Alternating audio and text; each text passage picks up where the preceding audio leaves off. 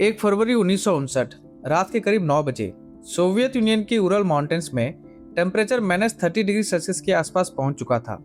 बर्फीली हवाएं पहाड़ों से टकराकर चीख रही थी। अंधेरा इतना गहरा था कि कुछ मीटर दूर दिखना भी मुश्किल था। और वहीं एक टेंट के अंदर 9 यंग हैकर्स अपने स्लीपिंग बैग्स में आराम कर रहे थे, बिल्कुल थके हुए लेकिन खुश। उन्हें लग रहा था कि ये बस उनके ट्रिप का एक और दिन है, लेकिन अगले कुछ घंटों में वो कुछ ऐसा करने वाले थे जो किसी भी ट्रेंड माउंटेनियर के लिए अनइमेजिनेबल था। वो टेंट जो उन्हें बर्फीली हवाओं और जानलेवा ठंड से बचा रहा था, उसे उन्होंने अंदर से चाकू से काट दिया। अपने बूट्स, जैकेट्स और सारा सर्वाइवल गियर्स वहीं छोड़कर वो -30 डिग्री की रात में बाहर निकल गए। कुछ हफ्तों बाद जब रेस्क्यू टीम वहां पहुंची तो उन्हें मिली 9 डेड बॉडीज और कुछ ऐसे क्लूज जिनका जवाब आज तक किसी के पास नहीं है।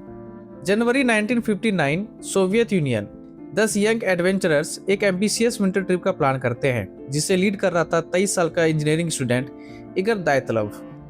ये लोग इनएक्सपीरियंस्ड टूरिस्ट नहीं थे। हर मेंबर स्काइंग और विंटर सर्वाइवल में ट्रेंड था। उनका गोल था माउंट अटरटन तक पहुंचना, वो भी एक ऐसे रूट से जो उस समय सोवियत यूनियन की सबसे डिफिकल्ट ट्रैकिंग कैटेगरीज में शामिल था। 27 जनवरी 1959 को जर्नी शुरू हुई। सब कुछ प्लान के मुताबिक चल रहा था, लेकिन अगले ही दिन एक member Yuri UDIN health problems की वजह से ग्रुप छोड़कर वापस लौट गया। जब उसने अपने दोस्तों को अलविदा कहा, उसे बिल्कुल अंदाजा नहीं था कि वो उन्हें आखिरी बार देख रहा है। बाकी 9 लोग अपनी डेस्टिनेशन की तरफ बढ़ गए और धीरे धीरे दुनिया से कटते चले गए। 1 फरवरी 1959 कई दिनों की मुश्किल जर्नी के बाद ग्रुप बर्फ से ढके एक पहाड़ी स्लोप पर पहुंचता है। इस जगह का नाम था पोलत श्याकल। मानसी ट्राइब की लैंग्वेज में इसका मतलब है माउंटेन ऑफ द डेड। मौसम धीरे धीरे खराब हो रहा था, विजिबिलिटी कम होती जा रही थी और स्नो स्टॉर्म भी शुरू हो चुका था। ऐसे मौसम में आमतौर पर हाइकर्स नीचे जंगल की तरफ शेल्टर ढूंढते हैं, लेकिन किसी वजह से ग्रुप ने स्लोप पर ही टेंट लगाने का फैसला किया। शाम ढल गई। रिकवर्ड फोटोग्राफ से पता चलता है कि ग्रुप के मेंबर्स अभी भी हंसी मजाक कर रहे थे। कोई पैनिक नहीं, कोई वार्निंग साइन नहीं, सब कुछ नॉर्मल लग रहा था। और फिर डायरी एंट्रीज अचानक खत्म हो जाती है। ये उनकी कहानी का आखिरी चैप्टर था। धीरे धीरे दिन गुजरते गए, फिर वो दिन वीक्स में कन्वर्ट होने लगे, लेकिन अभी भी ना कोई रेडियो मैसेज, ना कोई अपडेट, ना ही उस टीम का कोई निशान। जब वो अपनी एक्सपेक्टेड रिटर्न डेट तक वापस नहीं लौटे तो सर्च ऑपरेशन शुरू किया गया। 26 जनवरी 1959 को रेस्क्यू टीम बर्फ से ढके उस सुनसान पहाड़ी इलाके में पहुंची और कुछ ही देर बाद उन्हें हैकर्स का टेंट मिल गया। लेकिन वहां जो नजारा था उसने सब कुछ सन्न कर दिया।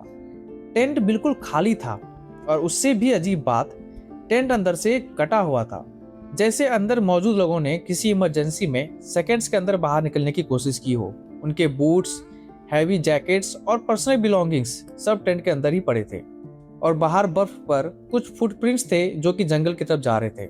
उन फुटप्रिंट्स से ये मालूम पड़ रहा था जैसे वो लोग भागे नहीं थे, वो चल कर गए थे। ना स्ट्रगल के निशान, ना किसी लड़ाई के, बस 9 लोग अंधेरी रात में मौत की तरफ चल पड़े। रेस्क्यू टीम ने जब उन निशानों को फॉलो किया तो उन्हें टेंट से लगभग 1.5 किलोमीटर दूर एक बड़े सीडर ट्री के नीचे पहली 2 बॉडीज मिली, वो भी सिर्फ शॉर्ट्स में। दोनों के पास आग जलाने के निशान भी मिले, जैसे वो जानलेवा ठंड से बचने की आखिरी कोशिश कर रहे हों, लेकिन वो ज्यादा देर तक टिक नहीं पाए।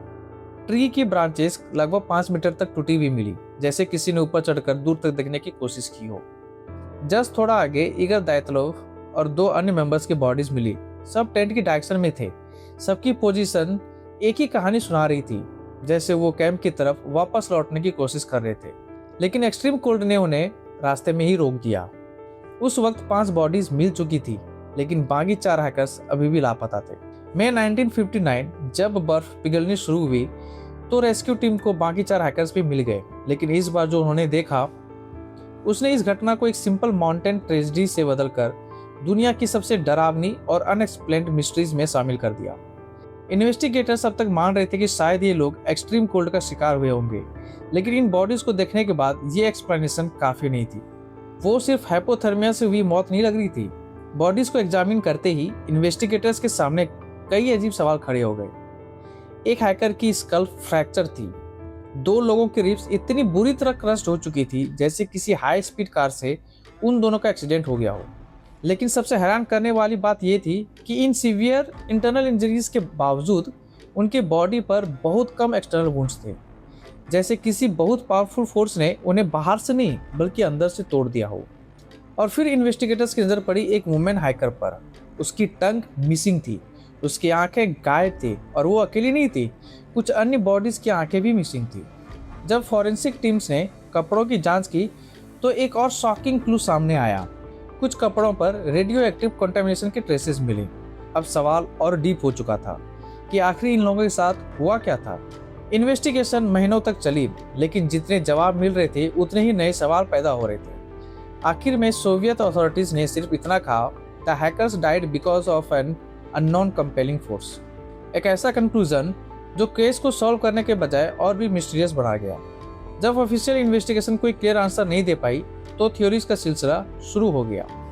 कुछ लोगों ने कहा यह सीक्रेट मिलिट्री वेपन्स टेस्ट था। कुछ ने क्लेम किया कि हैकर्स किसी क्लासिफाइड सोवियत एक्सपेरिमेंट का शिकार हुए। कुछ लोगों ने यूएफओस की थ्योरी दी, क्योंकि उस दौरान आसमान में ऑरेंज ग्लोइंग लाइट्स देखने की रिपोर्ट्स भी सामने आई थी। और कुछ लोगों ने तो पैरानॉर्मल एक्सप्लेनेशन तक दे दी। लेकिन दशकों बाद 2020 में रशियन इन्वेस्टिगेटर्स ने अपना फाइनल कंक्लूजन दिया। उनके मुताबिक सबसे लाइकली एक्सप्लेनेशन एक डिलेड स्नो स्लैब अवलांच थी। थ्योरी के अनुसार बर्फ के बढ़ते प्रेशर ने हैकर्स को सेकंड्स के अंदर टेंट छोड़ने पर मजबूर कर दिया। बचने की उम्मीद में वो जंगल की तरफ भागे, लेकिन अंधेरा, फ्रीजिंग टेम्परेचर और एक्सट्रीम वेदर कंडीशंस उनके खिलाफ थे। कुछ मेंबर्स हाइपोथर्मिया का शिकार हुए और कुछ गहरी खाई में गिर गए, जिससे उन्हें सीवियर इंटरनल इंजरीज हुई। ये थ्योरी कई सवालों का जवाब तो दे देती है, लेकिन सबका नहीं। और शायद इसीलिए दायतलो पास की मिस्ट्री आज भी जिंदा है। आज उस रात को बीते लगभग 67 साल हो चुके हैं। पहाड़ों पर पड़े उन कदमों के निशान कब के मिट चुके हैं, टेंट कब का गायब हो चुका है, और उन 9 हैकर्स की आवाजें कब की खामोशी में खो चुकी हैं। लेकिन एक सवाल आज भी जिंदा है, ऐसा क्या हुआ था उस रात जिसने 9 अनुभवी हैकर्स को अपना टेंट छोड़ने पर मजबूर कर दिया? ऐसा क्या था जो -30 डिग्री की जानलेवा ठंड से भी ज्यादा डरावना था?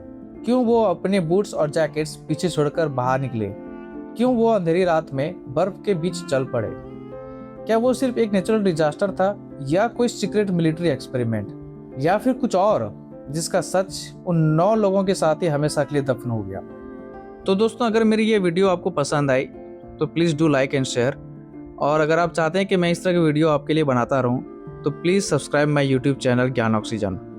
Thank you very much for watching this video. जय हिंद, जय भारत।